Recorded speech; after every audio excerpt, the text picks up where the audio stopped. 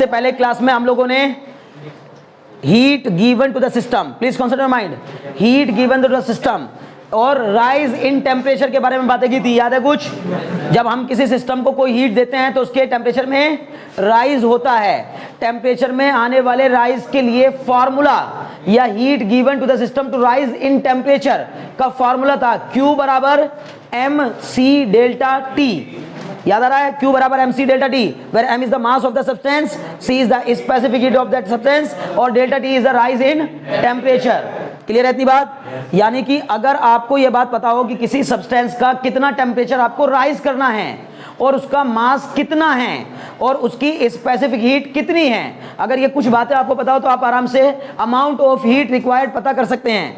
उसके बाद हम बातें करना शुरू किए थे एंथैल्पी ऑफ फ्यूजन की। एंथैल्पी ऑफ फ्यूजन याद आ रहा है? एंथैल्पी ऑफ फ्यूजन या लेटेंट हीट ऑफ फ्यूजन, दोनों बातें एक ही हैं। प्लीज कॉन्सेंट्रेट माइंड, आज दोनों बातों पर फोकस करेंगे, एंथैल्पी ऑफ फ्यूजन भी और एंथैल्पी ऑफ वेपराइजेशन भी। इन दोनों पर फोकस करना, यही आज का हमारा टॉपिक है, एंथैल्पी ऑफ फ्यूजन और एंथैल्पी ऑफ वेपराइजेशन। ठीक है, तो सबसे पहली बात अगर मैं आपको फिर से रिकॉल करूं तो एक बात मोटी मोटी सी है, जब हम किसी सब्सटेंस को हीट देते हैं, जब हम किसी सिस्टम को हीट देते हैं, जैसे पानी से भरी हुई एक पतीली मेरे लिए सिस्टम का काम कर रही है, अब मैं उस पानी को बाहर से हीट दे रहा हूं तो क्या होगा? सबसे पहले सर उसका टेम्परेचर राइज होगा। सवाल उठेगा कब तक टेम्परेचर राइज होगा? बोलेंगे जब तक स्टेट चेंज होना स्टार्ट नहीं हो जाएगी। समझ में आ रही बात ना? यानी पहले किसी भी सब्सटेंस का टेम्परेचर राइज होता है, हीट देने पर टेम्परेचर राइज होता है। टेम्परेचर राइज होते होते जब उस लेवल पे पहुंच जाए जहां पहुंचकर फेज ट्रांजिशन स्टार्ट हो जाता है, फेज ट्रांसफॉर्मेशन स्टार्ट हो जाता है। फेज ट्रांसफॉर्मेशन का मतलब कोई चीज लिक्विड स्टेट से गैसियस स्टेट में या वेपर स्टेट में आना स्टार्ट हो जाती है। समझ में आ रही बात ना? या सॉलिड स्टेट से लिक्विड स्टेट में आना शुरू हो जाती है। किसी भी सब्सटेंस का सॉलिड से लिक्विड या लिक्विड से गैस में ट्रांसफर होना या कन्वर्ट हो जाना फेज ट्रांसफॉर्मेशन कहलाता है। क्या कहलाता है? या स्टेट ट्रांसफॉर्मेशन। स्टेट मतलब तीन ही टाइप की, सॉलिड, लिक्विड और गैस, इन्हीं तीन के बारे में पढ़ेंगे। तो सॉलिड से लिक्विड और लिक्विड से गैस का बनना स्टेट ट्रांसफॉर्मेशन या फिर फेज ट्रांसफॉर्मेशन। मैंने बहुत जोर देकर आपको एक बात बताई थी पिछली क्लास में कि जब फेज ट्रांसफॉर्मेशन हो रहा होता है उस समय टेम्परेचर राइज नहीं हो रहा होता है। ये बड़े काम की बात है, ठीक है ना? किसी भी सब्सटेंस का टेम्परेचर उस कंडीशन में राइज नहीं होता जिस कंडीशन में उसका फेज चेंज हो रहा होता है। यानी जिस समय हम फेज चेंज की कंडीशन में पहुंच जाते हैं ना, तो जब तक पूरा फेज चेंज नहीं हो जाता तब तक टेम्परेचर में इंक्रीमेंट नहीं होता। क्लियर? अब क्या हुआ? जब किसी चीज का फेज चेंज होना स्टार्ट हुआ, लिक्विड से कोई चीज वेपर में बदलना स्टार्ट हुई, तो आप हीट देते जा रहे हो और आपने जो थर्मामीटर डाल के रखा हुआ था उस लिक्विड के अंदर, उस थर्मामीटर के मरकरी के टेम्परेचर मतलब मरकरी के लेवल में कोई राइज नहीं आ रहा है। तो आपको लगा यार टेम्परेचर नहीं बढ़ रहा है, पर हीट लगातार दी जा रही है। तो हीट लगातार देते हुए भी टेम्परेचर में इंक्रीमेंट नहीं हो रहा है, तो सवाल उठा कि इसका मतलब law of conservation of energy fail हो गया। भाई क्यों फेल हो गया? क्योंकि जो हम हीट दे रहे हैं वो डिस्ट्रॉय हो रही है, बर्बाद हो रही है। लोगों को तो यही लगा ना कि जब मैं हीट दे रहा हूं तो हीट देने से टेम्परेचर बढ़ना चाहिए, लेकिन जिस समय टेम्परेचर नहीं बढ़ रहा और हीट जा रही है, हम सिस्टम को हीट दे रहे हैं लेकिन टेम्परेचर में इंक्रीमेंट नहीं हो रहा है, इसका मतलब है कि वो कहने पे मजबूर हो गए लोग कि इसका मतलब law of conservation of energy बर्बाद, फेल हो गया। क्यों भाई, क्यों फेल हो गया? क्योंकि कहा गया था कि एनर्जी कभी भी ना तो क्रिएट होती है ना डिस्ट्रॉय होती है, एक फॉर्म से बस दूसरी फॉर्म में बदलती है। तो हम जो ये एनर्जी दे रहे हैं, हीट एनर्जी, ये कहाँ जा रही है? ये तो डिस्ट्रॉय हो गई, बर्बाद हो गई, है ही नहीं कहीं। फिर लोगों ने कहा नहीं नहीं ऐसा कुछ नहीं है, फेज ट्रांसफॉर्मेशन में भी हीट की जरूरत पड़ती है। जब हम किसी चीज का फेज ट्रांसफॉर्मेशन करते हैं तो उसमें हीट की रिक्वायरमेंट होती है, और वो हीट की रिक्वायरमेंट के लिए हमें, अच्छा वो हीट की रिक्वायरमेंट भी क्यों होती है? क्योंकि सॉलिड फेज में जब कोई चीज रहती है तो उसके बीच में इंटरमॉलिक्यूलर फोर्स ऑफ अट्रैक्शन ज्यादा लगता है, यही कह लीजिए intermolecular space between the molecules क्या रहता है? कम रहता है अगर सॉलिड में है। सॉलिड में अब जब आप उसको सॉलिड से लिक्विड में कन्वर्ट करते हैं तो आपको वो बॉन्ड ब्रेक करने होते हैं, उस लैटिस को ब्रेक करना होता है। अगर सॉलिड लैटिस है कोई तो उस लैटिस को ब्रेक करके लिक्विड में बदलना होता है, और लिक्विड के मॉलिक्यूल के बीच का इंटरमॉलिक्यूलर स्पेस सॉलिड के कंपैरिजन में थोड़ा ज्यादा हो जाता है। उस स्पेस को बढ़ाने के लिए ही क्या देनी पड़ जाती है? हीट देनी पड़ती है। बोलो बात समझ में आ रही कि नहीं? क्लियर हो रहा है? तो फेज ट्रांसफॉर्मेशन के समय पर टेम्परेचर में इंक्रीमेंट नहीं होता, दी गई सारी की सारी हीट किस काम में जाती है? बोलिए, फेज को ट्रांसफॉर्म करने में जाती है। अब यही फेज को ट्रांसफॉर्म करने में जाने वाली हीट को हम लोग कहते हैं एंथैल्पी या लेटेंट हीट। वैसे तो एंथैल्पी तो किसी को भी बोल सकते हैं, इसलिए यहाँ पर वर्ड यूज किया जाता है, ज़्यादा बेहतर वर्ड होता है फिजिक्स में यूज करते हैं हम ज़्यादातर लेटेंट हीट। केमिस्ट्री में लेटेंट हीट का नाम नहीं लिया गया, केमिस्ट्री में क्या ही बोला गया, उसको भी एंथैल्पी बोला गया बस। लेकिन आपको दोनों याद होना चाहिए, लेटेंट मतलब छिपी हुई, हीट मतलब उष्मा, छिपी हुई उष्मा, गुप्त उष्मा, ऐसी उष्मा जो कि क्या है? छिपी हुई है, गुप्त है, पता ही नहीं चल रहा उसका कि गई कहाँ। बोलो, बात समझ नहीं, गायब हो जाती है। क्लियर? हिंदी में यही वर्ड यूज किया था, गुप्त उष्मा, ठीक है ना? किसके लिए? लेटेंट हीट के लिए। क्लियर? ओके जी, अब आ जाओ। अब यहां पर बारी आती है, क्या केवल एंथैल्पी यानी लेटेंट हीट केवल देनी ही पड़ेगी? मिलेगी नहीं? मिलेगी भी। जब हम किसी सॉलिड को लिक्विड में कन्वर्ट करना चाहते हैं तो हम उसे गर्म करेंगे, मेल्ट करने के लिए क्या करेंगे? गर्म करेंगे। और अगर हम चाहें कि लिक्विड से सॉलिड में कोई चीज कन्वर्ट हो जाए तो फिर हम उसको फ्रीज करेंगे। और फ्रीज कोई भी चीज, टेम्परेचर पा करके रैंडमनेस बढ़ती है मॉलिक्यूल की, मॉलिक्यूल दूर दूर हो जाते हैं, फैलना चाहते हैं। टेम्परेचर मिलता है ना तो चीजें फैलना चाहती हैं, और टेम्परेचर जब कम होता है, इसमें से जब हीट निकाली जाती है तो सिकुड़ने लगती है चीजें। बोलो, बात समझ में आ रही कि नहीं? अभी ठिठुरन शुरू होगी ना, सर्दी शुरू होगी, मैं बोलूँ भाई एसी चला दूं, तुम्हारे सर क्या हो गया? मैं बोलूँ भाई गर्मियों वाली एसी भी अभी चलवा लो, क्या दिक्कत है? फिर गर्मियों में तंग मत करना। नहीं समझ में आ रही बात? भाई अगर तुम्हारा मन हो कि वो जो गर्मियों में कभी कभी नहीं चलती एसी ना, तो सर उस दिन वाला क्या कर लो, अभी ले लो, अभी थोड़ा एसी ले लो, ठीक है ना? समझ रहे हो ना? नहीं, हाँ, तो अभी क्या होगा?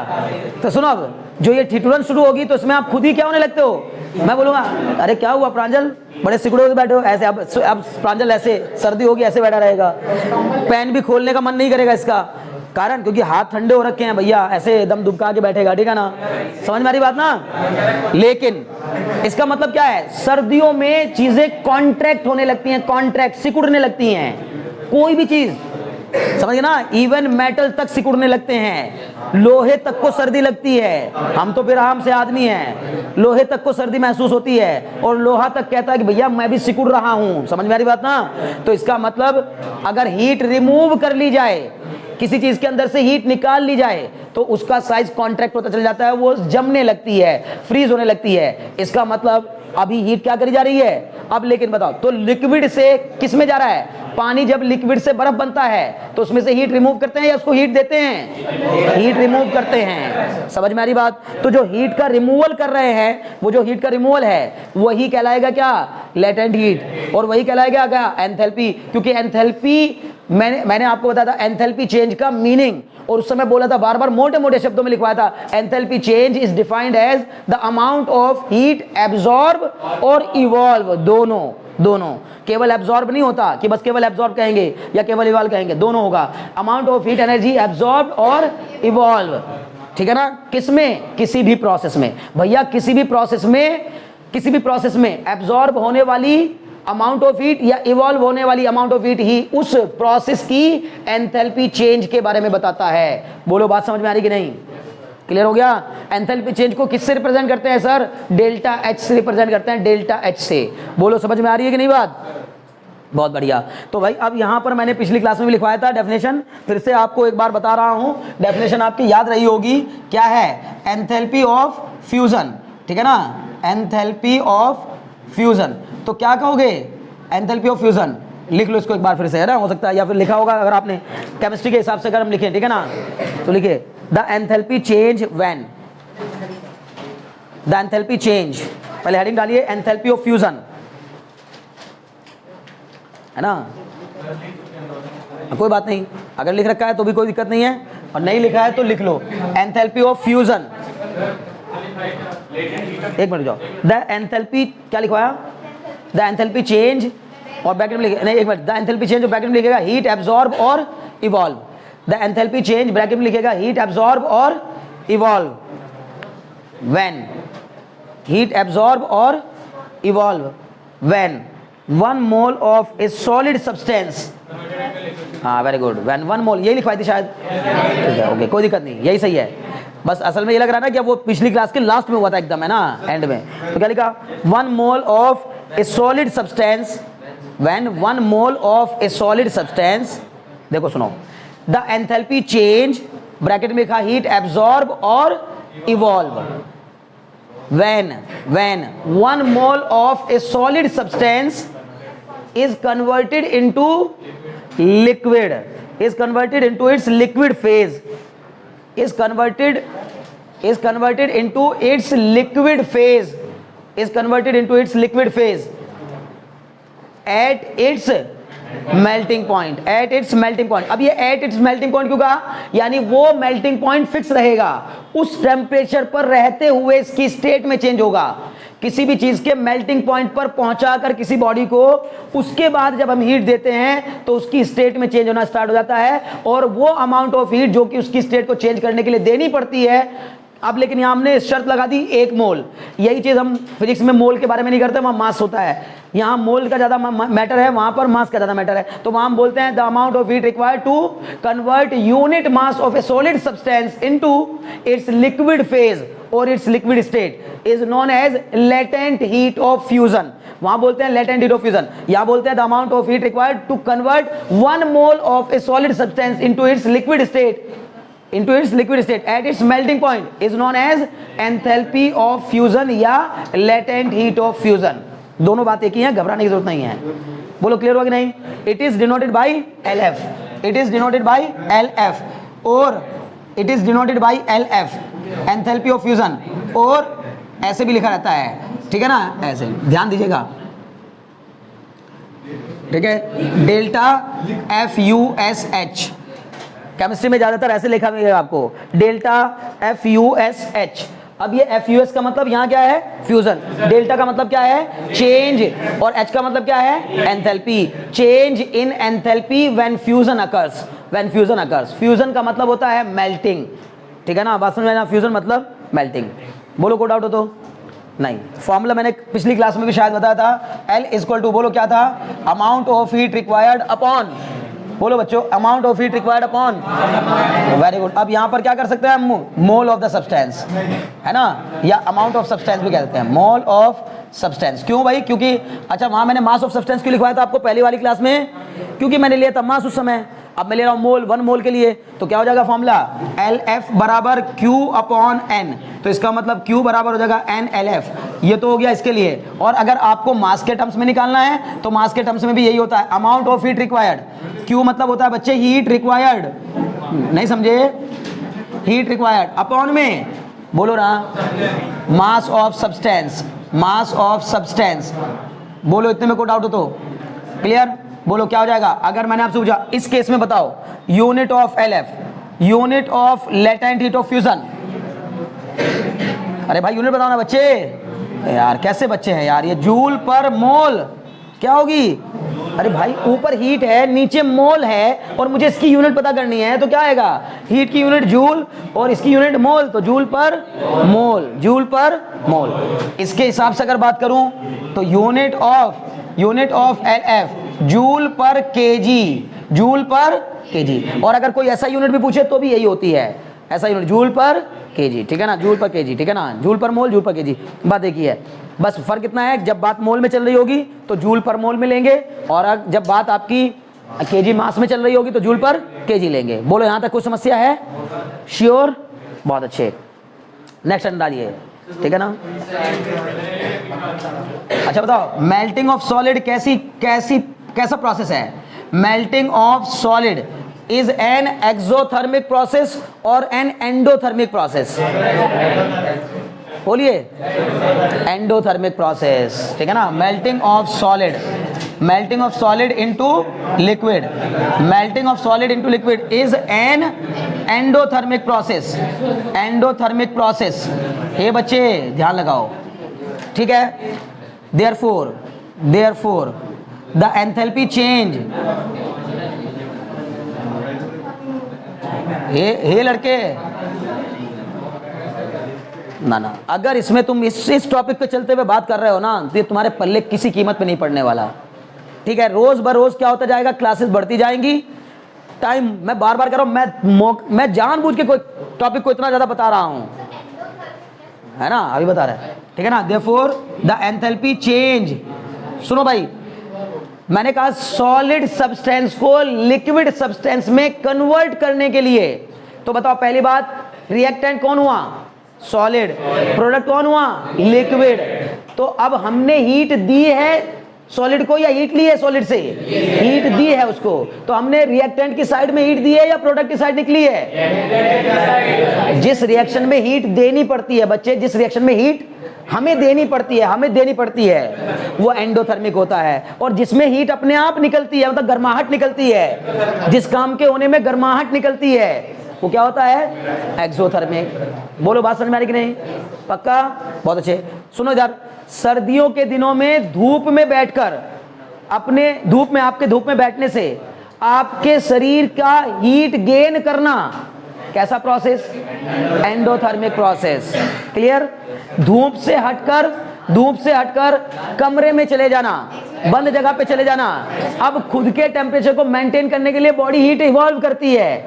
अंदर जो फूड आइटम्स होते हैं, जो भी अंदर हमारी एनर्जी होती है, इंटरनल एनर्जी हमारी होती है, वो एनर्जी क्या करती है, हमें गर्माहट महसूस कराती है, गर्माहट देती है। क्योंकि हमारे शरीर के ऑर्गन्स को चलाने के लिए एक मिनिमम टेम्परेचर की रिक्वायरमेंट होती है, उससे नीचे टेम्परेचर जाता है तो ऑर्गन्स प्रॉब्लम करना स्टार्ट कर देते हैं। बोलो बात समझ में आ रही कि नहीं। ह्यूमन बॉडी का नॉर्मल टेम्परेचर 37 डिग्री सेल्सियस, इसके नीचे जितना जाएगा इसके नीचे उतना ही प्रॉब्लम बढ़ेगी, जितना जाएगा इसके ऊपर उतना ही प्रॉब्लम बढ़ेगी। बट एक लेवल होता है कि 37 के इतना तक आप बियर कर जाओगे ऊपर और इतना तक नीचे बियर कर जाओगे। बट बात समझ में आ रही ना, क्लियर हो रहा है भाई, कितना हम ऊपर तक बियर कर सकते हैं और कितना हमारा शरीर नीचे तक। अगर उसके नीचे जाएगा, एक लिमिट से ज्यादा आपके शरीर से हीट निकाल ली गई, तो आपकी बॉडी का टेम्परेचर उस लिमिट्स के नीचे चला जाएगा, जो लिमिट मिनिमम लिमिट होती है हमारे शरीर की, समझ गए ना। उसके नीचे गया तो भी ऑर्गन्स काम करना बंद करेंगे। ऑर्गन काम करना बंद करेंगे मतलब एकदम से इंसान की डेथ नहीं होगी। पहले अलग अलग ऑर्गन्स के लिए अलग अलग चाहिए होता है। पता लगा सबसे पहले कोई एक ऑर्गन फ्रीज होगा, ठीक है ना, वो बोलेगा मेरा वर्क करना बंद, मैं नहीं वर्क कर सकता। क्योंकि किसी भी, बार बार कह रहा हूं, वर्किंग कंडीशन में आने के लिए सबसे बेहतर टाइम होता है या सबसे बेहतर चीज होती है टेम्परेचर। इसीलिए रात बनाई गई है आराम करने के लिए, दिन बनाया गया है काम करने के लिए। समझ में आ रही बात ना। क्योंकि दिन में हमें सनलाइट से क्या मिलती है, एनर्जी मिलती है। उस एनर्जी को पाकर हमारे जो ऑर्गन्स होते हैं ये काम करते हैं, एक्टिव रहते हैं। क्लियर है, बहुत अच्छा। चलो जी, खैर अब यहाँ पे आ जाओ। हे बच्चे ध्यान लगाओ उधर। अगर मैंने आपको ये समझ में आ गया कि एंडोथर्मिक क्यों होता है, बहुत अच्छे। तो अच्छा, इसमें मैंने इसीलिए क्या नहीं लिखवाया, मैंने बस खाली लिखवाया the amount of heat required. अब रिक्वायर्ड क्यों लिखवाया, क्योंकि मेल्टिंग में हमेशा हीट की रिक्वायरमेंट होगी, कभी भी हीट इवॉल्व नहीं होगी। भाई किसी चीज को मेल्ट करना है तो हीट देनी पड़ेगी ना, उससे हीट थोड़ी निकालोगे। वो कहेगा अगर मुझसे और हीट निकालोगे मैं और सॉलिड होता चला जाऊंगा। क्लियर है ना, बहुत अच्छे। अब बताओ enthalpy change, therefore the enthalpy change is always positive और नेगेटिव, सोच लो, पक्का, बहुत अच्छे। Enthalpy change is always positive. याद करो मैंने लिखवाया था एक्सोथर्मिक रिएक्शन का डेल्टा एच नेगेटिव होता है और एंडोथर्मिक रिएक्शन का डेल्टा एच पॉजिटिव होता है। तो एंडोथर्मिक ऑलवेज पॉजिटिव। मैं आपको ये बात क्यों बता रहा हूं, अगर अभी मैंने 2 मिनट पहले ये लिखवाने से पहले मैंने क्या बोला था, चलो अगला टॉपिक लिखो। अगला टॉपिक लिखने के लिए बीच में आपने मुझे रोका और मेरे दिमाग में ये आ गया, भी लिखवा देता हूं। नहीं भी लिखवाता तो ये जरूरत नहीं थी मेरे अब लिखवाने की, क्योंकि मैं बता रखा हूं ऑलरेडी दोनों बातों के बारे में कि एंडोथर्मिक रिएक्शंस या प्रोसेस किसे कहते हैं और एंडोथर्मिक प्रोसेस की एंथैल्पी चेंज पॉजिटिव होती है नेगेटिव होती है, दोनों बातें मैंने बता रखी हैं। लेकिन मैं बार बार आपसे कह रहा हूं, ये इसलिए बार बार बताया जाता है ताकि आपको फिर से याद आ जाए अच्छा ऐसे। और मैं आपको फिर कह रहा हूं, जब घर पे पढ़ा करो ना तो बच्चे पढ़ ये रहे हो, सोचो और भी बहुत कुछ, केवल एक चीज के बारे में नहीं सोचना है। जब हम पढ़ रहे होते हैं तो एक टॉपिक आपने उठाया लेटेंट हीट ऑफ फ्यूजन, अब उसमें जो जो टर्म आ रहे हैं ना हर एक टर्म के बारे में सोचो और उसकी बखिया उधेड़ दो पूरी तरीके से, मतलब उसको ऐसी पूरी तरीके से ऐसा उसको चीर फाड़ करके उसका अलग कर दो, बिल्कुल एकदम एक एक पुर्जा पुर्जा अलग कर दो। कहो ये टॉपिक में ना मैंने एक एक टर्म जान लिया, कुछ नहीं छोड़ा। क्लियर है, इतना ऑपरेशन कर दो कि सारी चीजें आपको सब बिल्कुल क्लियर दिखने लग जाएं कि अच्छा ऐसा है। क्लियर है ना, ठीक। अब ये क्वेश्चन देखो, ये क्वेश्चन आएगा एसर्शन रीजन में। इस टाइप के क्वेश्चन कैसे आते हैं, assertion reason. Please consider mind, क्या बोलेगा, एसर्शन में देगा the enthalpy change in the process of fusion of a solid, the enthalpy change in the fusion of a solid is always positive. ठीक है, ये एसर्शन देगा और फिर रीजन देगा बिकॉज या since the fusion of a solid is an endothermic process। ठीक है, तो पहला सवाल, पहला असेसन सही हो गया सर, ये तो सही है, और ए ऑप्शन बिल्कुल सही हो गया। क्यों? क्योंकि ए भी सही है और आर भी सही है, और आर ए का सही एक्सप्लेनेशन भी दे रहा है। समझ में आ रही बात ना? तो A and both are correct and R is the correct explanation of A. अगर ऐसा हुआ तो मेरी बात को समझ में आ रही है? फिर सुनो ध्यान से, एक और एसेसन रीजन का क्वेश्चन, ठीक है। The enthalpy change of fusion of a solid, the enthalpy change of fusion of solid is always positive, because the enthalpy change is always equal to heat taken from the system। बोलिए, अब बताओ क्या सही हुआ क्या गलत हुआ, क्या दोनों सही, क्या है, क्या मामला है? मैंने बोला enthalpy change of fusion of a solid is always positive. बोलो ये सही है कि गलत है? ये तो सर सही है। अब रीजन पे आ जाओ, क्या बताया था reason? Because the enthalpy change is always equal to heat taken from the system. गलत हो गया ना? तो बोलेंगे sir A is true but R is false. Melting में या फ्यूजन में कभी भी हीट हम सिस्टम से टेकन नहीं करते, मतलब लेते नहीं है। हीट टेकन नहीं होता, हीट गिवन होता है। देखो छोटे छोटे टर्म, छोटे छोटे वर्ड में खेल जाएगा, समझ गए ना? तो आपको दिमाग लगाना है कि अच्छा कहां पर उसने हमसे बारीकी से क्वेश्चन पूछा है। बोलो क्लियर हो गया? चलो जी आगे बढ़ो, नेक्स्ट डालिए। Enthalpy of vaporisation, enthalpy of vaporization, ठीक है, लिखो एंथैल्पी ऑफ वेपराइजेशन, लिखो क्या है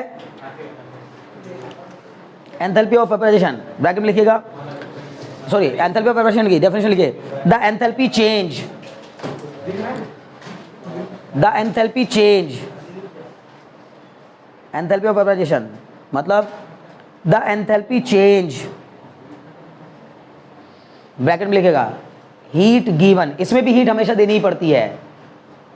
वेपराइजेशन में क्या होता है बताओ? वेपराइजेशन में क्या होता है? Liquid into gas, liquid into gas बोलते हैं, लिक्विड गैस नहीं होता वैसे, लिक्विड इनटू वेपर, इसीलिए इसको वेपराइजेशन कहा जा रहा है। लिक्विड इनटू वेपर, समझे ना? वेपर होता है, गैस नहीं होती। पहले कोई भी चीज लिक्विड से वेपर में कन्वर्ट होती है, और वेपर गैस नहीं होती। जैसे वाटर वेपर वाटर ही होता है, उसको आप क्या करिए दोबारा कंडेंस कर दिए फिर पानी बन जाएगा। लेकिन अगर वाटर एक बार गैस में कन्वर्ट हो गया तो कंडेंस करने पर वाटर नहीं बनेगा, नहीं समझे? अगर वाटर एक बार गैस में कन्वर्ट हो गया, गैस में, गैस मतलब क्या? पहले हमने वाटर को गर्म किया, गर्म करने पर सुनो ये बच्चे, पहले मैंने पानी को गर्म करना स्टार्ट किया, तो पानी को गर्म करने पर पहले उसका टेम्परेचर बढ़ेगा। कब तक? जब तक कि उसका टेम्परेचर 100 डिग्री सेल्सियस ना हो जाए। नॉर्मली हम यही मानते हैं कि वाटर का बॉइलिंग पॉइंट 100 डिग्री सेल्सियस होता है, लेकिन हर जगह इतना भी नहीं होता, थोड़ा बहुत इसमें डिफरेंस भी आता है। लेकिन हमारे जो एनवायरमेंट में जहाँ हम रहते हैं, इस एनवायरमेंट में 100 डिग्री सेल्सियस ही होता है, ठीक है ना? क्योंकि हम प्लेन एरियाज में रहते हैं और प्लेन एरियाज में 100 डिग्री सेल्सियस ही होता है। क्लियर थी बात ना? ओके, क्योंकि जहाँ पर बॉइलिंग पॉइंट उस टेम्परेचर को कहते हैं जहाँ पहुँच करके बॉडी का उस सब्सटेंस का वेपर प्रेशर और एटमॉस्फेयर का प्रेशर दोनों क्या हो जाते हैं? इक्वल, ठीक है? अभी इस बारे में बात नहीं कर रहे हैं, परेशान मत होइए। पहले आप बस इतना समझ लो कि पहले जब मैं पानी को गर्म करूंगा तो पहले उसका टेम्परेचर बढ़ेगा। कब तक बढ़ेगा सर? जब तक वो 100 डिग्री ना हो जाए। जब वो 100 डिग्री पे पहुंच जाएगा तो ये बॉयल होना स्टार्ट करेगा, बॉइलिंग स्टार्ट हो जाएगी, इसमें बुलबुले उठने लगेंगे, ठीक है ना? बॉइलिंग स्टार्ट हो जाएगी सर, बॉइलिंग स्टार्ट हो जाएगी। अब बॉइलिंग के बाद जो बनता है वेपर बनती है, वेपर। अब सर मैं जब उस वेपर को गर्म करूंगा तो वो वेपर किस में कन्वर्ट होगी? स्टीम में। वेपर अलग होती है फिर स्टीम अलग होती है। वेपर के बाद क्या बनेगी? स्टीम, भाप, ठीक है ना? वेपर, बार बार कह रहा हूं, वेपर अलग है भाप अलग है। भाप सूखी होती है, समझे ना? तो वेपर बनेगा, फिर स्टीम, फिर स्टीम से सुपर हीटेड स्टीम, और गर्म करूंगा स्टीम को तो वो सुपर हीटेड स्टीम, और फिर सुपर हीटेड स्टीम को और ज्यादा हीट दे दूंगा तो गैस। और एक बार जब ये वाटर H2 और O2 में ब्रेक हुआ तो आप चाहो कि उसको अब कंडेंस करके, जैसे मान लो आपने किसी बंद बर्तन में कोई चीज को पकाया, पानी को गर्म किया, तो पानी की वेपर उठ करके क्या होती है? पहले दीवार पर पहले वो वेपराइज हो जाता है, और जो ऊपर का ढक्कन है उस पर चिपक जाती है। थोड़ी देर बाद जब ठंडा करते हो तो प्रेशराइज होने की, कंडेंस होने की वजह से वाटर ड्रॉपलेट में फिर से बदल जाता है।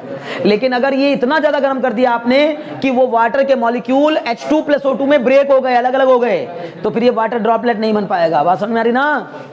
क्लियर है? तो गैस नहीं होता वैसे, सही बात क्या होती है? Liquid into vapour, liquid into its vapour.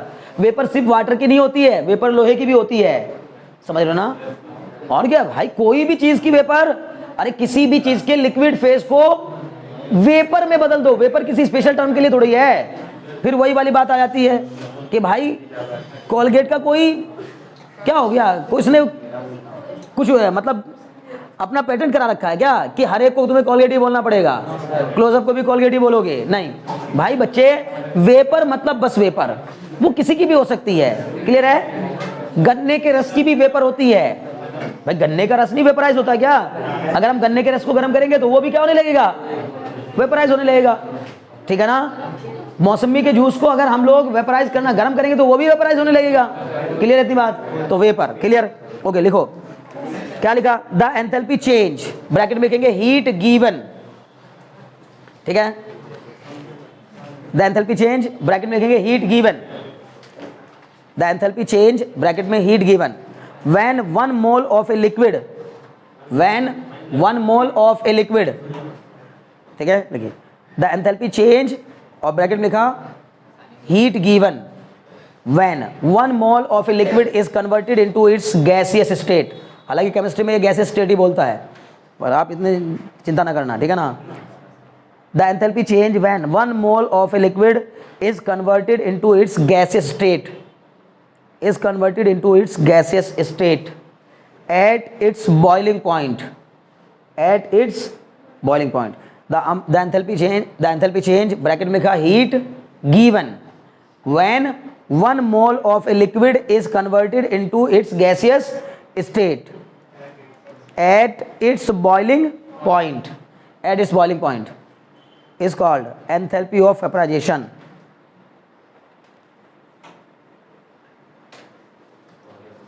is called enthalpy of vaporization, is called enthalpy of vaporization और molar enthalpy of vaporization, और molar enthalpy of vaporization। Molar क्यों? क्योंकि एक मोल के लिए बात हो रही है। और molar enthalpy of vaporization, molar enthalpy of vaporization, clear? चलो जी, क्या बताया एक बार फिर समझो।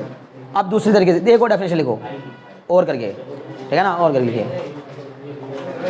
The amount of heat required, लिखिए the amount of heat required to convert, the amount of heat required to convert unit mass of a liquid substance, the amount of heat required to convert unit mass of a liquid substance into its vapor, the amount of heat required to convert unit mass of a liquid substance into its vapor, into its vapor at its boiling point, the amount of heat required to convert unit mass of liquid substance into its vapor at its boiling point, at its boiling point is called, at its boiling point is called latent heat of vaporization, is called latent heat of vaporization, latent heat of vaporization, okay. और enthalpy of vaporization, ठीक है, enthalpy of vaporisation, enthalpy of vaporization, ठीक है। देखिएगा enthalpy of vaporization, ठीक है। It is denoted by delta vapour H और L vapour, ठीक है ना।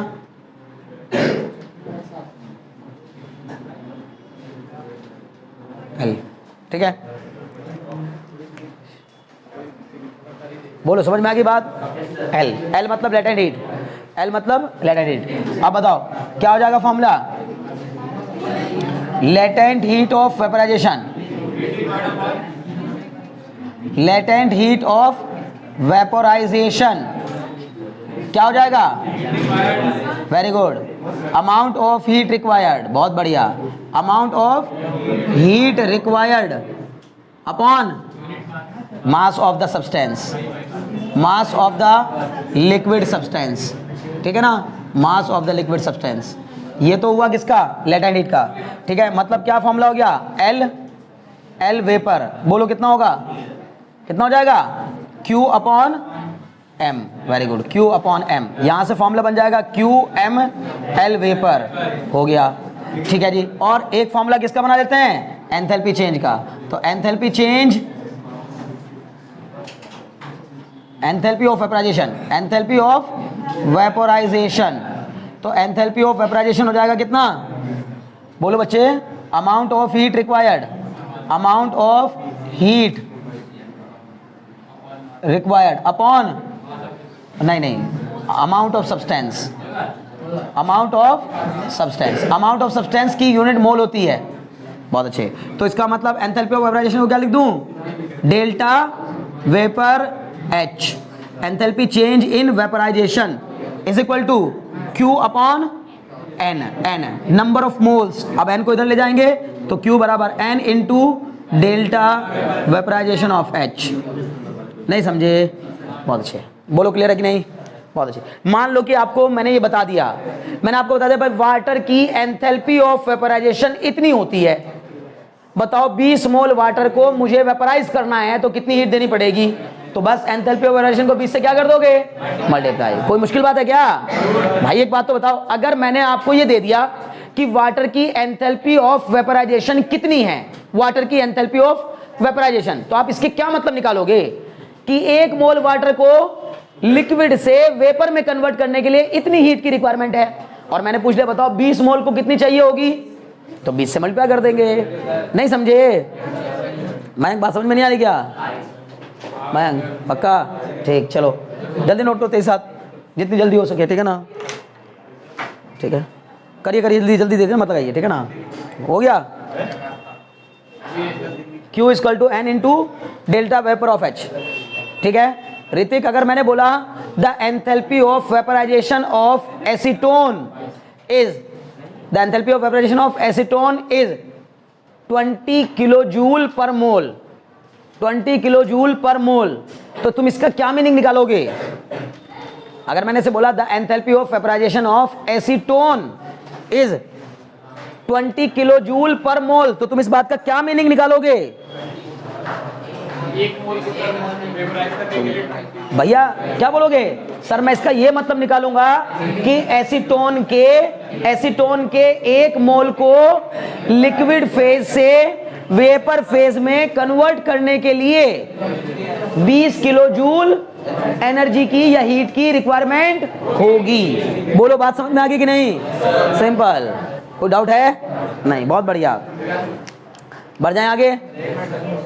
अच्छा टाइम ना लगा रहा तुम लोग, बहुत टाइम लगा रहे हो, ठीक है। अब देखो इसका चाहो तो फॉर्मूला भी लिख सकते हो आप, मतलब एक एग्जांपल भी लिख सकते हो। H2O लिक्विड से H2O गैस एट 373 केल्विन, ये गैस वेपर को ही बोल रहा है, तो इसकी वेपराइजेशन की एंथैल्पी कितनी होती है?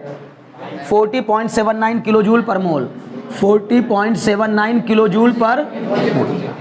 बताओ यूनिट बताओ ना, इसकी यूनिट क्या हो जाएगी बताओ? Unit of delta H vaporization क्या ही होगी? जूल पर मोल। और यहां पर अगर मैं इसकी निकालूं, बोलो ना बच्चों, very good, unit of LF, तो ये जाएगी जूल पर kg। कोई डाउट है? क्या आप में से कोई भी मुझे बता सकता है, कि स्पेसिफिक हीट की यूनिट क्या होती है? स्पेसिफिक हीट की unit, specific heat capacity small C. दोबारा पढ़ लो इन चीजों को। अब आपके पास ऑप्शन है, अगर बैठ के पढ़ने का मन होता पढ़ लिया करो, नहीं तो समझ नहीं पाओगे, फंस जाओगे। जूल पर ग्राम पर डिग्री सेल्सियस, जूल पर ग्राम पर डिग्री सेल्सियस, भूल गए क्या? नहीं। और अगर ऐसा यूनिट पूछे तो जूल पर किलोग्राम पर डिग्री सेल्सियस, ये per kelvin, joule per kilogram per kelvin लिखवाई है मैंने। क्या बात करो, लिखवाई नहीं क्या? लिखवाई है। और अगर फिर पूछूं मोलर हीट कैपेसिटी की, स्पेसिफिक हीट कैपेसिटी की नहीं बताओ, मोलर हीट कैपेसिटी की, तो मोलर हीट कैपेसिटी हो जाएगी जूल पर मोल पर डिग्री सेल्सियस या फिर जूल पर मोल पर केल्विन। अरे यार कहाँ भूल रहे हो क्या भाई? ऊपर क्या रहता है? ऊपर रहता है अमाउंट ऑफ हीट रिक्वायर्ड। वैसे भी यार यहां से निकल जाएगी भाई यार, कसम कैसे बच्चे हैं यार लोग। जहां जरा सा कुछ हटके हुआ ना, इन लोगों की हालत खराब हो जाती है। Q upon m delta T, Q की यूनिट जूल, मास की unit kilogram, rise in temperature की unit kelvin, joule per kilogram per kelvin. समझ गए? और अगर यहीं पर मैं यहां पर मास की वजह क्या ले लूं? नंबर ऑफ मोल्स, तो वही बन जाती है क्या? जब नीचे रहता है मास तो कहलाती है स्पेसिफिक हीट कैपेसिटी, जब नीचे रहता है नंबर ऑफ मोल्स तो कहलाती है मोलर हीट कैपेसिटी। याद है? पक्का? बहुत अच्छे। तो मोलर हीट कैपेसिटी की यूनिट क्या हो जाएगी? जूल पर मोल पर केल्विन। समझ गए? चलो जी आगे बढ़ते हैं। नेक्स्ट लिखो, नेक्स्ट लिखो जल्दी से। एंथैल्पी ऑफ सब्लिमेशन, नेक्स्ट नहीं, एंथैल्पी ऑफ सब्लिमेशन, ठीक है? Enthalpy of sublimation, what do you mean by sublimation? Solid से डायरेक्टली गैस में कन्वर्ट होना या गैस से डायरेक्टली सॉलिड में कन्वर्ट होना। क्लियर? सॉलिड से बिना वेपर फेज में जाए, सॉरी सॉलिड से बिना लिक्विड फेज में जाए सीधे वेपराइज हो जाना क्या कहलाता है? सब्लिमेशन। और वेपर से सीधे लिक्विड फेज में कन्वर्ट हो जाना क्या कहलाता है? वेपर से सीधे सॉलिड फेज में कन्वर्ट हो जाना क्या कहलाता है? सब्लिमेशन। तब भी सब्लिमेशन। क्लियर? बहुत अच्छे। लिखो, है ना? लिखो पहले, लिखो लिखो। The conversion of a solid substance directly into its vapour, the conversion of solid substance, the conversion of solid substance directly into its vapor, the conversion of solid substance directly into its vapor, or vapor directly into its liquid state, or vapor, the conversion of liquid substance directly into its vapor, sorry, the conversion of solid substance directly into its liquid, directly into its vapor, or vapor directly converted into its, या vapor directly into its solid state, vapor directly into its solid state is known as sublimation, is known as sublimation. The conversion of a solid, ठीक है, the conversion of a solid substance directly into its vapor or vapor into its solid directly is known as sublimation. Clear है? is known as sublimation. Clear? अब अगली line लिखिएगा, मतलब ये तो sublimation होता है, ऐसे कहते हैं सब्लिमेशन। अब लेकिन हम पढ़ने क्या जा रहे हैं? Enthalpy of sublimation. लिखो, the enthalpy change when, the enthalpy change, अगली लाइन में लिखेंगे, the enthalpy change when 1 mole of a solid, the enthalpy change when 1 mole of a solid is directly converted into its liquid, sorry, its vapor. The enthalpy change when 1 mole of a solid is directly converted into its gaseous state. When 1 mole of a solid is directly converted into its vapor या gaseous state, जो भी लिख लिया सही है, into its vapor और gaseous state, क्योंकि यहां केमिस्ट्री में वेपर और गैस दोनों को सेम मान रहा है। जैसे ही वेपराइज होगी समझो उसने मान लिया गैस में कन्वर्ट हो गया, क्योंकि फेज चेंज हो गया। फेज चेंज, मेन यहां मुद्दा फेज चेंज का है। क्लियर है इतनी बात? बहुत अच्छे, कोई डाउट तो नहीं इसमें?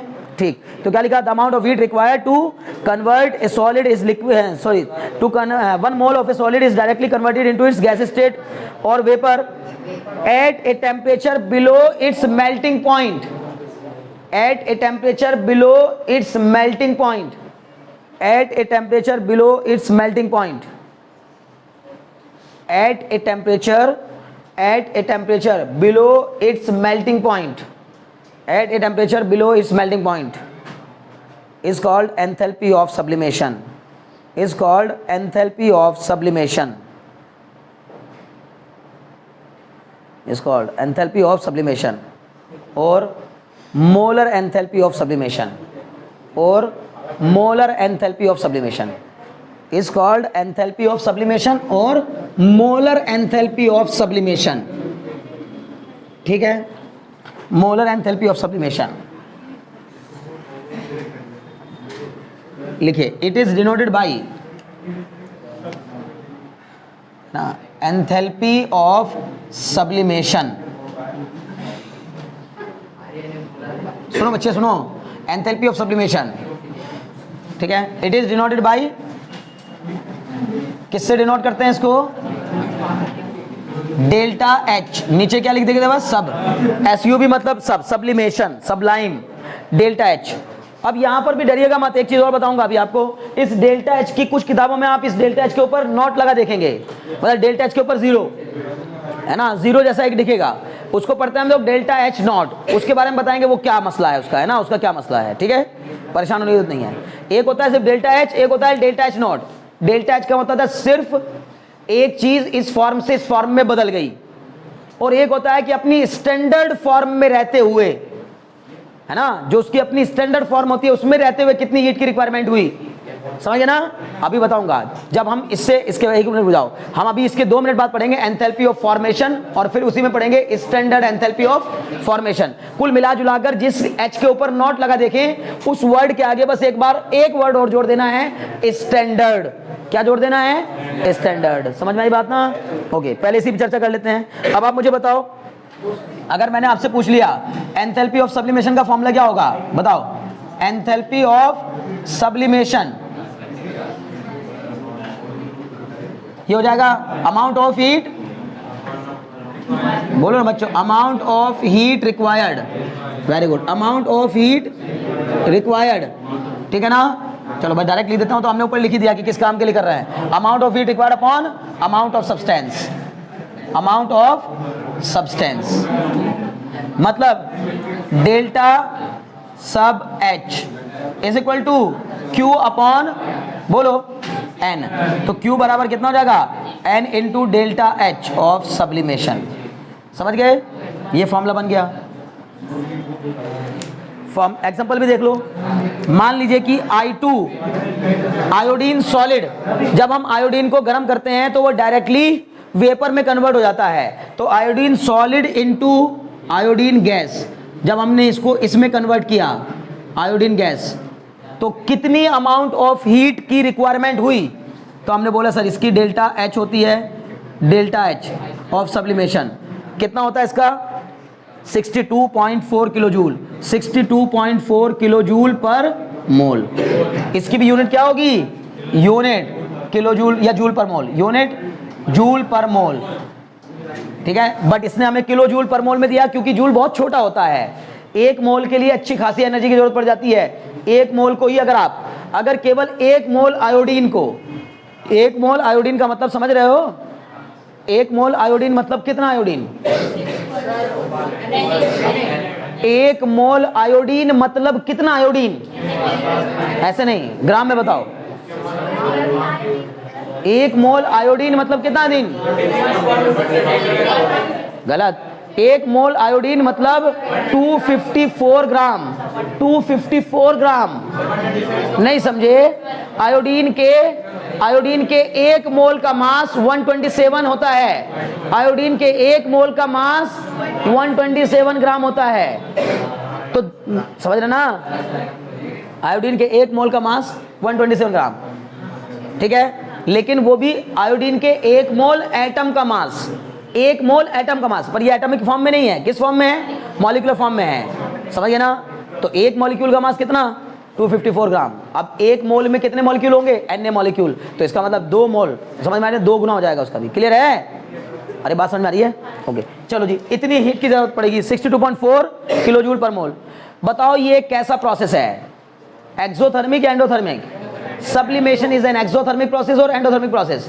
सर ये होने को दोनों हो सकता है, बट हम जिसके बारे में बात कर रहे हैं वो कौन सा वाला है? एंडोथर्मिक है। तभी तो इसका डेल्टा एच कैसा है? पॉजिटिव है। इसका डेल्टा एच कैसा है? पॉजिटिव। अच्छा बताओ, अगर इस डेल्टा एच को मैं रिएक्शन के साथ लिखना चाहता हूं, रिएक्शन के साथ, तो कैसे लिखूं? I2 सॉलिड, बताओ इधर या इधर? इधर लिखूंगा, या फिर उधर लिखूंगा, तो कैसे लिखूंगा? I2 गैस माइनस कितना 62.4 किलो जूल पर मोल। समझ गए ना? किलो जूल पर, बोलो कोई डाउट हो तो? पक्का? बहुत अच्छे। तो एक मोल, बार बार कह रहा हूं, ये माइनस में, यहां जब भी यहां हीट माइनस में लिखी होती है तो उसको जब अलग करके लिखते हैं तो प्लस में लिखते हैं, और अगर यहां प्लस में लिखी होती है तो इसको अलग करके लिखते हैं तो माइनस में लिखते हैं। पता है ना ये बात? बहुत अच्छे। बोलो कोई डाउट है इतने में? बढ़ जाएं आगे? ठीक है, बहुत बढ़िया। नेक्स्ट, ठीक है, एंथैल्पी ऑफ सब्लिमेशन भी कंप्लीट हुआ। ठीक है, नेक्स्ट लिखिए। हाँ बच्चे, हाँ और बहुत सारे हैं। क्या इससे पहले एग्जांपल थे तो एक चीज़ के थोड़ी, तो बहुत सारी चीज़ों के। कोई भी ऐसी चीज़ जो सॉलिड से, भाई एक मिनट सुनो मेरी बात, तुम्हें कितनी बार एक बात बताता हूँ, आप मेरी बात को ध्यान सुनो। एक बच्चा वो होता है जिसको आप 10 चीज़ें बताइए, 10 बात बताइए, तब भी वो इतने नंबर लाएगा। जितने एक स्टूडेंट को एक बात बताइए तो उतने नंबर लाएगा। मेरी बात को समझ में आई क्या कहना चाह रहा हूं? आप एक स्टूडेंट को 10 क्वेश्चन समझा कर भेजिए, उनमें से कोई एक क्वेश्चन आ जाएगा, यानी उसको 10 कराने पड़े तब जाके उसने वो क्वेश्चन किया जो एग्जाम में आया। एक बच्चा ऐसा है जिसने एक क्वेश्चन किया और फिर भी करके आ गया पेपर में, चाहे वो उसका किया हुआ क्वेश्चन नहीं था, चाहे किया हुआ था नहीं किया हुआ था। इसका मतलब क्या निकल के आ रहा है? आप एक क्वेश्चन को ढंग से सीख लो, मतलब उसके बारे में जान लो, समझ गए ना? उसको जान लो अच्छे से कि ये क्या है, फिर उसके बाद आप आराम से क्वेश्चन कर लोगे। 10 क्वेश्चन करने की जरूरत नहीं है। लेकिन एक बच्चा है भाई, ठीक है, वो इतना, उसका कॉन्सेप्चुअल माइंड तो उतना स्ट्रांग नहीं है, पर सर उसको आप जितना करा देते हैं वो उतना जरूर कर लेता है।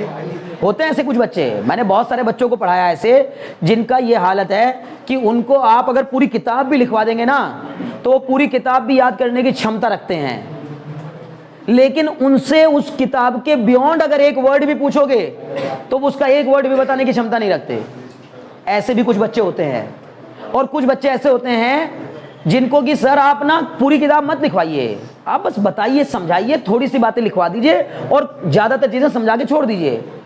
अब वो किताब भी और किताब के बियॉन्ड भी कुछ रहेगा तो उसको भी लिखने की क्षमता रखते हैं। कुछ बात समझ में आ रही ना? इसलिए ऐसे स्टूडेंट बनो जो दूसरी कैटेगरी के लोग थे।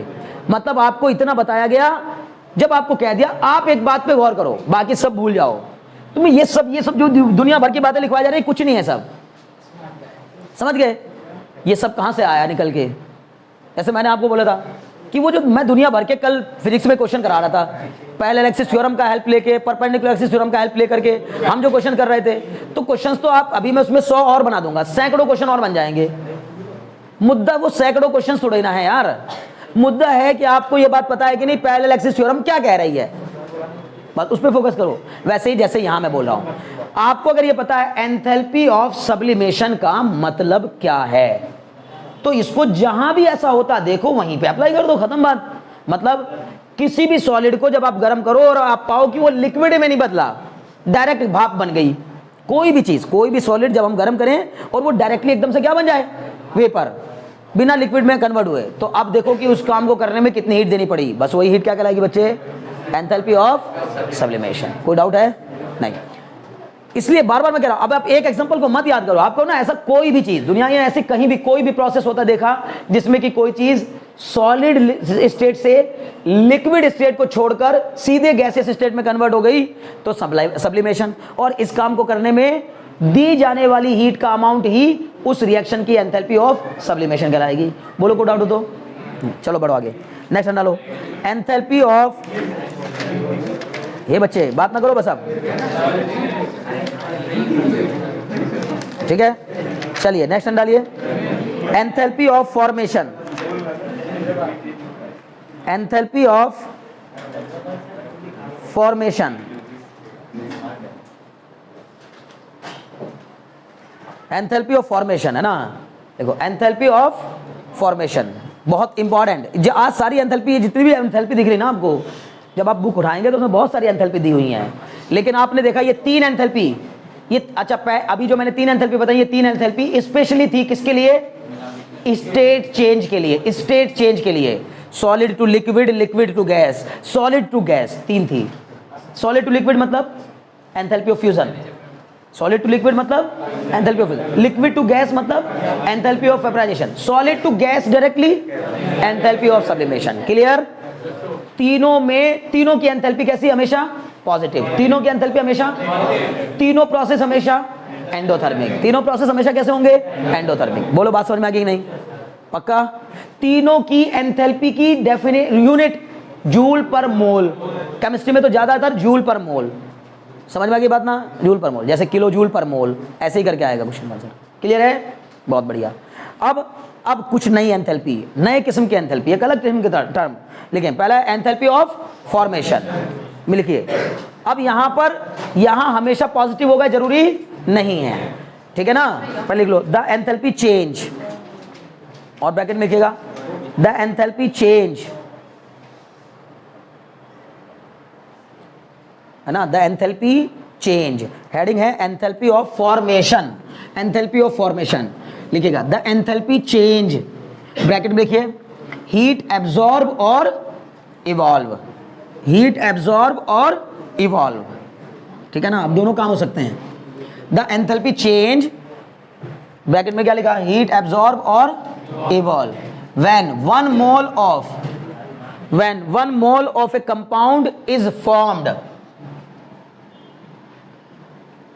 when 1 mole of a compound is formed, enthalpy of formation, है ना? the enthalpy change, ब्रैकेट में क्या लिखा? heat absorb और evolve when 1 mole of a compound is formed from its elements, from its element, when 1 mole of a compound is formed from its elements in their most stable form, in their formed from its elements in their most stable state, state लिख लो बेहतर रहेगा form की बजाय, in their most stable state, अभी समझाऊंगा क्या मतलब हुआ इस बात का, in their most stable state, ठीक है? is called enthalpy of formation, is called enthalpy of formation, ठीक है? is called enthalpy of formation। क्या कहा मैंने? ध्यान समझो, क्या बताया? the amount of heat absorbed or evolved when 1 mole of a compound is formed from its elements, elements से यहां मतलब वो चीजें जिनसे वो बनता है, ठीक है ना? जब from its elements in their most stable state, in their most stable state, bar bar repeat कर रहा हूं, मतलब जिस स्टेट में वो चीज सबसे ज्यादा स्टेबल रहती है, अगर उस स्टेट से उसको बनाया गया हो, जैसे वाटर की मोस्ट स्टेबल स्टेट, वाटर तीनों स्टेट में पाया जाता है, लिक्विड में भी, वेपर में भी और सॉलिड में भी, पाया तो तीनों में जाता है ना। बर्फ भी क्या होता है?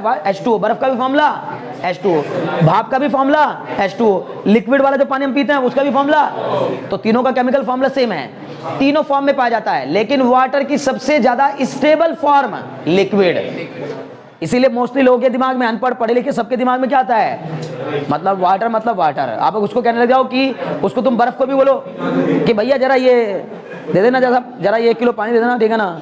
आइस के टुकड़े को भी बोलो भैया पानी दे देना, अब बोलेगा यार पानी है क्या? तो पागल हो, बर्फ है। तो अनपढ़ आदमी के लिए बर्फ है, लेकिन तुम्हारे लिए बर्फ और पानी सेम है, केमिकली देखेंगे तो दोनों क्या है? सेम, बस स्टेट चेंज है। एक कौन सी स्टेट में? सॉलिड स्टेट में, और एक कौन सी स्टेट में है? लिक्विड स्टेट में। बोलो बात समझ में आ रही कि नहीं? तो क्या बताया मैंने? बच्चे, उसने कहा अगर मैं किसी चीज का फॉर्मेशन कर रहा हूं, प्लीज कॉन्सेंट्रेट, जब मैं किसी चीज का फॉर्मेशन कर रहा होता हूं, जब कोई फॉर्मेशन, किसी चीज का फॉर्मेशन हो रहा होता है, तो उसमें दोनों काम हो सकते हैं, हीट एब्जॉर्ब भी हो सकती है और हीट इवॉल्व भी हो सकती है। अगर हीट एब्जॉर्ब हो रही होगी तो प्रोसेस कहलाएगा एंडोथर्मिक, अगर हीट इवॉल्व हो रही होगी तो प्रोसेस कहलाएगा एक्सोथर्मिक। इसका मतलब ये अब एक्सोथर्मिक भी हो सकता है और एंडोथर्मिक भी हो सकता है। क्लियर?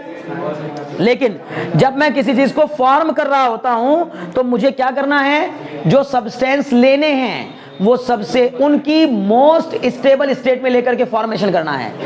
समझ गए? कुल मिला जुला के यार सारी बात भूल जाओगे, बस इतना रखो। The amount of heat required to form formation से समझ में आ गया, form to form 1 mole of any substance और ए कंपाउंड। क्लियर? किसी भी सब्सटेंस का 1 मोल फॉर्म करने के लिए जितनी हीट की रिक्वायरमेंट होती है या जितनी हीट देनी पड़ती है उसको हम लोग कहते हैं एंथैल्पी ऑफ फॉर्मेशन। क्लियर? सुनिए, जैसे फॉर एग्जांपल इस लिखिए, अच्छा, it is denoted by delta F H.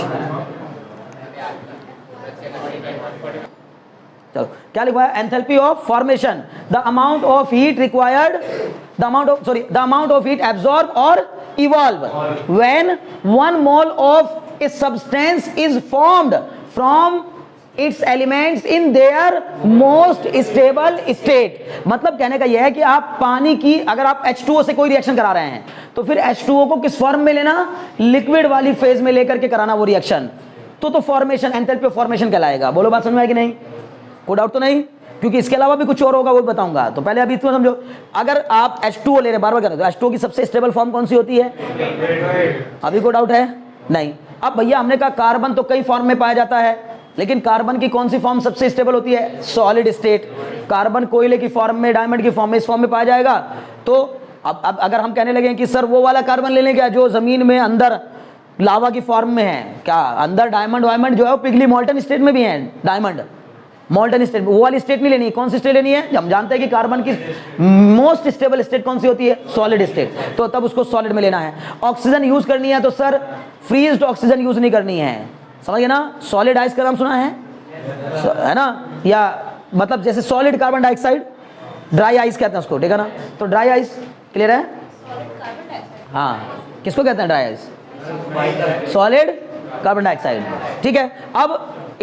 अब देख लेंगे, अगर नहीं भी होगा कुछ और होता है। कुल मिला जुलाकर अगर हमने कह दिया सर कोई भी चीज जो भी, सुनो कोई बात नहीं, चाहे वो जो भी है उसको देख लेना, पहले ये सोचो कि कोई भी चीज जो भी हमें लेनी है फॉर्मेशन के समय पर, रिएक्टेंट जो लेने हैं वो कौन सी स्टेट से लेने हैं? उनकी सबसे ज्यादा स्टेबल स्टेट से लेने हैं। क्लियर? देखिए, it is denoted by delta F H, केवल यहां लिख देगा डेल्टा एफ एच। एफ मतलब फॉर्मेशन, एफ यू एस होगा तो फ्यूजन, केवल एफ होगा तो फॉर्मेशन, ठीक है? Enthalpy of formation. क्लियर?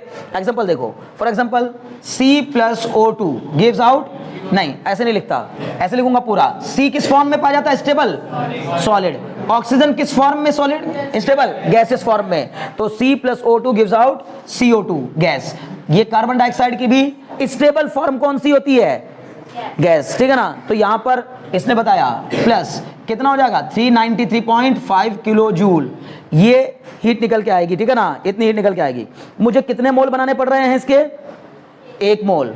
तो फिलहाल ये क्या कहलाएगा? किलो जूल पर मोल। 1 ही मोल तो फॉर्म हुआ, किलो जूल पर मोल। अगर ऐसा लिखा है तो बताओ इस रिएक्शन की एंथैल्पी ऑफ फॉर्मेशन कितनी हुई? तो जवाब देंगे माइनस का 393.5 किलो जूल पर मोल। बोलो को डाउट हो तो? बहुत अच्छे, ये हो गया खत्म, एंथैल्पी ऑफ फॉर्मेशन, ठीक है ना? एक और ले लो, इसी का एग्जांपल लेना चाहते हैं, ठीक है ना? H2 + Cl2 गिव्स आउट, देखिएगा H2 किस फॉर्म में पाया जाता है? स्टेबल, गैसेस फॉर्म में, प्लस Cl2 किस फॉर्म में? स्टेबल, गैसेस फॉर्म में, गिव्स आउट HCl। क्या होता है बोलो? लिक्विड होता है या सॉलिड होता है? H2Cl2, HCl hydrogen chloride. Stable कौन सी फॉर्म में होगा? लिक्विड। चलो अब लेकिन इसकी मुझे पता नहीं है तो यहां पर क्या लिख देंगे? बस खाली यहां पर क्या लिख देंगे? हीट। हीट मतलब क्या? Q, ठीक है? अगर Q है तो इसका डेल्टा H कितना हो जाएगा? -Q। वैसे भी मैं आपको कह रहा हूं ये रट्टे नहीं मारने, आपको याद नहीं करना, बस इतना याद रखना है हाँ कि एंथैल्पी ऑफ फॉर्मेशन किसे कहते हैं? एंथैल्पी ऑफ फॉर्मेशन किसे कहते हैं? समझ गए? अभी कोई डाउट है? अभी तक मैंने 4 एंथैल्पी के बारे में जिक्र किया आज, ठीक है ना? हाँ बच्चे बोलो। हाँ वेरी गुड, बिल्कुल बिल्कुल बिल्कुल सही बात। अगर कोई तुमसे ये सवाल कर बैठे कि आप कौन सी स्टेट को कह रहे हो कि वो इसकी सबसे स्टेबल फॉर्म है, मतलब जो नॉर्मल टेम्परेचर पर होती है, नॉर्मल टेम्परेचर मतलब रूम टेम्परेचर पर जिस फॉर्म में वो चीज पाई जाती है जनरली, वो उसकी सबसे स्टेबल फॉर्म होती है। क्लियर है? एक और बस छोटा टर्म है, उसको भी लिख डालो जल्दी से, स्टैंडर्ड एंथैल्पी ऑफ फॉर्मेशन, है ना, स्टैंडर्ड एंथैल्पी ऑफ फॉर्मेशन।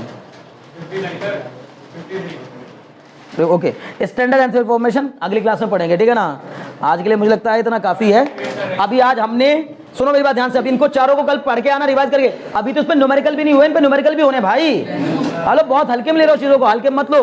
क्या क्या पढ़ा है? Enthalpy of fusion, enthalpy of vaporisation, enthalpy of sublimation, enthalpy of formation. चारों टॉपिक अगली क्लास में तैयार करके आइएगा। यहीं से हम लोग शुरू करेंगे, स्टैंडर्ड एंथैल्पी ऑफ फॉर्मेशन से कल स्टार्ट करेंगे।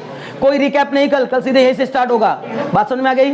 ओके, आज के लिए इतना काफी है, नेक्स्ट क्लास में मिलते हैं, ठीक है।